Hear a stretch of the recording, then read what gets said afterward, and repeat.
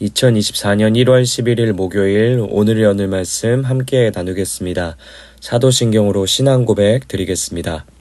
나는 전능하신 아버지 하나님 천지의 창조주를 믿습니다. 나는 그의 유일하신 아들 우리 주 예수 그리스도를 믿습니다.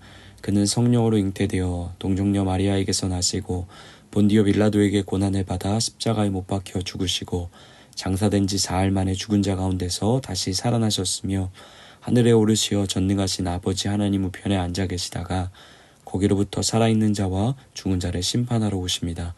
나는 성령을 믿으며 거룩한 공교회와 성도의 교제와 죄를 용서받는 것과 몸의 부활과 영생을 믿습니다. 아멘. 오늘 하나님께서 우리 가운데 주신 말씀은 잠언 4장 20절부터 27절까지 말씀입니다. 잠언 4장 20절부터 27절까지 말씀입니다. 우리 다 찾으셨으면 우리 함께 읽어보도록 하겠습니다. 내 아들아 내 말에 주의하며 내가 말하는 것에 내 귀를 기울이라. 그것을 내 눈에서 떠나게 하지 말며 내 마음속에 지키라. 그것은 얻은 자에게 생명이 되며 그의 온 육체의 건강이 됨이니라. 모든 지킬 만한 것 중에 더욱 내 마음을 지키라. 생명의 근원이 이에서 남이니라. 구부러진 말을 내 입에서 버리며 비뚤어진 말을 내 입술에서 멀리하라.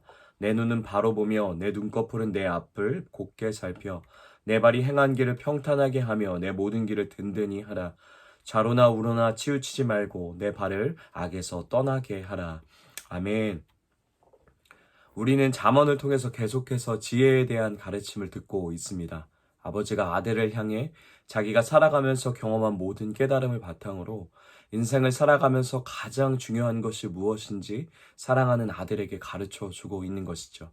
그것이 지혜다라고 말하고 있습니다. 오늘 우리가 함께 읽은 잠언 4장도 계속해서 이 지혜를 강조하며 가르치고 있는데요. 내용 면에서 보면 어제 우리가 함께 살펴봤던 3장과 크게 다르지는 않습니다. 그런데 내용 면에선 3장과 비슷하지만 큰 차이점을 가지고 있는 점을 볼 수 있는데요. 그것이 무엇이냐면 3장에서는 지혜를 말할 때 하나님께서 주신 지혜임을 강조하며 이야기하고 있는 반면에 4장에서는 어디를 봐도 하나님이라는 이름을 여호와라는 단어를 사용하지 않고 마치 세상 속에서 얻은 지혜처럼 이야기를 전개해 가고 있는 것이죠. 4장을 통해 아들에게 지혜를 전해주고 싶은 아버지는 이러한 의도가 있으신 것 같습니다. 4장에서 아버지가 아들에게 보여주고 싶은 지혜는 세상 안에서도 풍성하게 경험할 수 있는 지혜라는 것이죠. 세상에서는 신앙과 교회 안에서처럼 하나님이라는 이름을 달고서 지혜가 다가오지는 않지만 얼마든지 세상 안에서도 그 세상을 만드신 하나님의 손길을 느끼고 경험할 수 있는 지혜들이 넘쳐난다라는 것을 가르쳐주고 싶은 것 같습니다. 그런데 그 세상 안에서 지혜를 바르게 이해하고 또 풍성하게 경험하기 위해서는 분명하게 인정하며 신뢰하고 자리 잡아야 하는 것이 있는데요. 무엇일까요? 바로 여호와 하나님께서 세상을 창조하신 분이라는 사실, 여전히 오염되고 또 다른 권세들이 마치 세상을 선동하고 이끌어가는 것 같지만 야훼 하나님이 온 땅을 다스리고 통치하고 그리고 지금도 유지하고 계시다는 사실을 신뢰하고 인정해야만 합니다. 그러한 바른 관계의 설정 안에 우리가 서 있을 때 우리는 신앙과 교회의 현장뿐만 아니라 사실 더 많은 시간을 우리가 세상 속에서 살아가잖아요. 그런데 그 가운데서도 그분으로부터 온 지혜들, 그분이 여전히 심겨놓으신 지혜들을 풍성하게 발견할 수 있게 되고 누리며 살아갈 수 있게 되는 것이죠. 4장에서 아버지는 그러한 지혜들을 아들에게 전해주고 있는 것입니다. 그래서 4장을 자세히 보면 지혜를 하나님으로부터 왔다라고 말하기보다 아버지의 아버지로부터 또 아버지의 그 아버지의 아버지로부터 전수되어 온 그들이 세상 속에서 살아가면서 얻게 된 지혜처럼 이야기를 전해주고 있는 것이죠. 그러면 오늘 4장 말씀을 통해 아버지가 아들에게 그토록 계속해서 강조하며 반복해서 가르쳐주고 있는 지혜를 4장은 어떤 것이라고 이야기해주고 있는지 우리 구체적으로 함께 알아보도록 하겠습니다. 아버지는 먼저 4장 초반의 말씀을 통해서 지혜를 꼭 껴안아야 한다고 사수하며 사랑하며 지키라고 명령합니다. 왜냐하면 그 지혜가 우리를 생명으로 인도해 주기 때문이라고 가르치고 있죠. 아버지가 아들에게 가르치는 지혜는 우리의 신앙과 삶에 있어서 생명과 죽음을 좌우하는 것이라고 말합니다. 왜냐하면 그 지혜가 우리를 지키고 보호해서 끝없이 어디로 인도하냐면 생명으로 갈 수 있도록 해주기 때문이라는 것이죠. 이것이 4장 1절부터 9절까지 아버지가 아들에게 전해주고 있는 지혜에 대한 가르침입니다. 정리하면 이것이죠. 지혜를 지켜라. 그것이 너를 생명으로 인도해 줄 것이다. 라고 하고 있는 것이죠. 이어지는 10절부터 오늘 우리가 읽은 말씀 바로 앞절인 19절까지의 가르침을 살펴보면 그 생명인 지혜를 소유한 자를 의인으로 또 소유하지 못한 자를 악인으로 대조하면서 어떻게 지혜가 우리의 신앙과 삶을 구체적으로 생명으로 인도해 가는지를 가르쳐 줍니다. 길이라는 주제를 가지고 지혜를 소유한 의인과 지혜를 소유하지 않은 악인들이 가게 되는 길을 대조하며 가르침을 이어가면서 아버지는 아들에게 말하고 있는 거죠. 지혜를 가진 의인의 길, 의인으로 생명의 길을 가라고 권면하고 있는 겁니다. 먼저 지혜를 소중하게 여기고 사랑하는 의인은 하나님이 기뻐하시는 길로 걸어가게 될 것이라고 말합니다. 그리고 그 길 가운데서 하나님의 철저한 보호를 경험하게 될 것이라고 하고 있죠. 이어서 지혜를 가진 의인의 길을 설명하는 굉장히 중요한 표현이 18절에 나타나는데요. 여기에서 보면 의인의 길은 마치 아침에 돋는 해가 한낮에 가장 뜨거운 햇빛이 되어질 때까지 계속 뜨거워지는 것처럼 지혜로운 자의 삶도 계속해서 날이 갈수록 더 강해지고 더 굳건해지고 더 성장하고 더 자라남을 경험할 것이라고 아버지는 아들에게 가르쳐주고 있죠. 지혜와 함께 걸으며 그 지혜로부터 오는 풍성함이 나의 신앙과 삶을 끊임없이 자라게 한다라고 말하고 있습니다. 그러나 지혜가 없는 악인의 길은 어떨까요?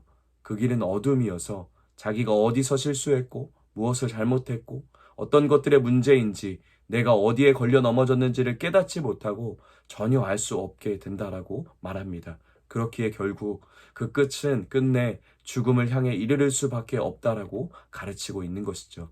그러니 지혜는 생명을 줄 뿐만 아니라 생명 자체이니 아버지는 4장을 통해 아니 사실 잠언 전체를 통해 끊임없이 그 지혜를 사랑하며 모든 의지와 결단을 들여 굳게 붙들고 지켜내라고 강력하게 권면하고 가르치고 있는 것이죠. 오늘 우리가 읽은 말씀에도 동일한 주제로 아버지는 아들에게 권면하고 있는데요. 우리 21절, 22절 말씀 우리 함께 읽어보도록 하겠습니다.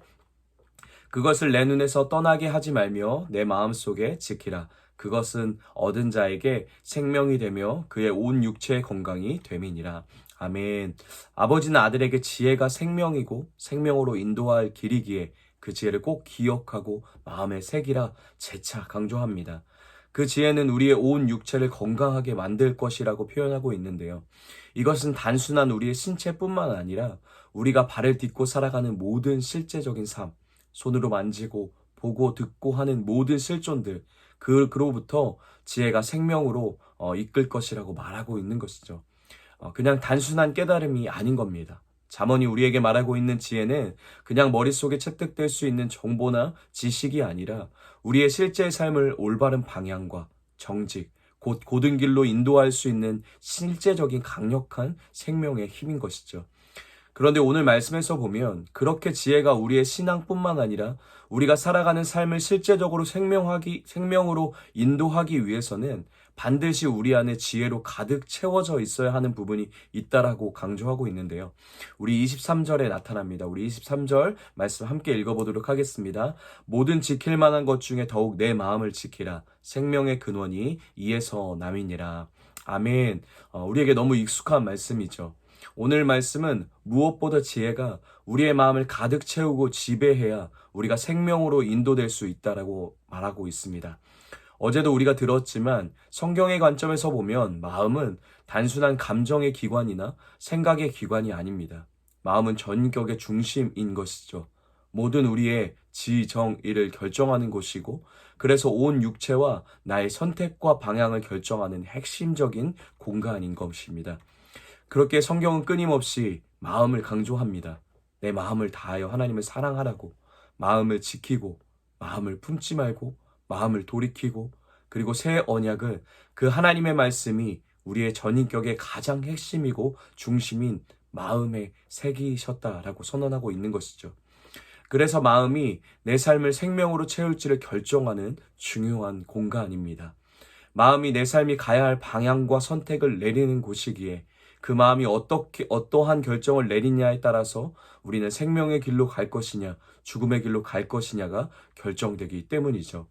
그렇게 오늘 말씀은 우리의 마음이 지혜로 가득 채워 있어서 그 마음의 지혜가 원하는 결정을 내릴 수 있도록, 지혜가 인도하는 길을 택할 수 있도록 택하게 하도록 그 마음을 끝까지 순결하게 지켜내야 한다라고 권면하고 있습니다.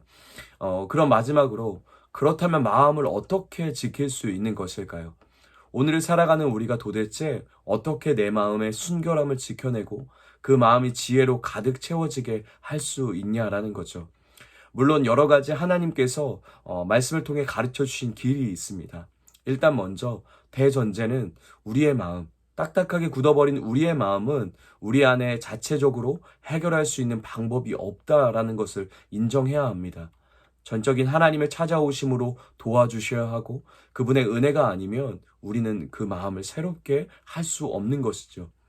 우리의 마음을 변화시킬 수 있는 것은 하나님의 사랑밖에 없고 십자가와 부활의 은혜와 능력밖에 없고 그리고 복음의 힘밖에 없다라는 것을 먼저 전적으로 인정해야 할 것입니다. 그리고 또한 그렇게 변화된 우리의 마음이 끝없이 지혜로 채워지기 위해서 지혜의 말씀, 곧 성경으로 우리의 마음을 날마다 채워가야 하고 끊임없이 돌아보고 점검하고 비춰야 하는 노력과 결단의 나아감이 우리 삶 속에 수반되어야 하는 것이죠. 또한 기도, 예배와 같은 하나님이 우리에게 주신 여러 가지 은혜의 수단을 통해서도 우리는 마음을 순결하게 지키고 돌아보고 지혜이신 그분으로 채워갈 수 있을 것입니다. 이런 여러 가지 주님이 허락해 주신 마음을 지키는 방법들이 있지만 오늘 우리 잠언 4장 20절, 27절이 우리에게 안내해 주는 마음을 지키는 방법은 27절 마지막에 나타나 있습니다. 우리 마지막으로 27절 읽어보도록 하겠습니다. 좌로나 우로나 치우치지 말고 내 발을 악에서 떠나게 하라. 아멘. 악에서 떠나라는 겁니다. 떠나라는 말은 어떤 의미를 가지고 있냐면 최선을 다해서 도망치다라는 히브리적 의미를 가지고 있습니다. 최선을 다해 악으로부터 멀리 도망쳐 버리라는 것이죠. 어디로부터 도망쳐야 되는 겁니까? 24절, 26절이 그것을 보여주고 있는데 내 말 속에 존재하는 악으로부터, 내 눈에 도사리고 있는 어둠으로부터, 내 발이 머물고 있는 죄로부터 떠나라는 겁니다. 그러니까 내 삶 속에 아주 나와 가까이 연결되어 있는 부분에 여전히 남아있는 작은 죄로부터 시작해서 큰 죄에 이르기까지 거기로부터 멀리 떠나라는 것이죠. 삶의 순결을 지켜내야 하는 겁니다. 이런 실제가, 이런 회개가, 이런 주님과 함께 내 작은 부분에서부터 거룩을 지켜내려고 하는 몸부림이 우리의 마음을 건강하게 지키게 할 것이라고 오늘 잠언 4장은 우리에게 가르쳐주고 있는 것이죠. 그리고 그 거룩과 순결함, 하나님의 지혜로 가득한 마음은 우리를 아까 위에서 말한 4장 18절의 말씀처럼 계속해서 더 뜨겁고 더 광명하게 빛나는 하나님의 사랑이 가득한 생명의 길로 우리를 인도해 갈 것입니다. 오늘 하루 마음을 지킬 수 있는 우리 에바다 공동체 되길 원합니다. 그래서 빛이 가득한 생명의 길로 끊임없이 나아갈 수 있는, 인도될 수 있는 우리가 되길 소망합니다. 그러기 위해서 마음을 지키기 위해, 순결하게 지키기 위해 악에서 멀리 도망칠 수 있는 우리가 되길 원합니다. 나의 입과 눈과 발이, 나의 온 삶이 여전히 남겨져 있는 악으로부터 돌이키는 실제가 있어야 할 것입니다. 나의 말투와 나의 시선과 나의 발이 머무는 곳에 하나님이 기뻐하시는 돌이킴의 고백이 오늘을 살아가는 여러분의 일상 속에서 가득 고백되어지길 예수님의 이름으로 축복합니다. 우리 말씀을 기억하며 이렇게 함께 같이 기도하도록 하겠습니다. 마음을 순결하게 지키기 위해 내 가운데 있는 죄와 악으로부터 멀리 도망칠 수 있는 용기와 힘과 능력이 부어지게 하여 주시옵소서라고 우리 말씀을 기억하며 우리 함께 같이 기도하겠습니다. 우리 가정을 위해서는 바른 하나님의 지혜가 서로를 통해 전수되고 배워가고 자라나는 가정 되게 하여 주시옵소서라고 우리 가정을 위해서 우리 함께 기억하며 기도하겠습니다.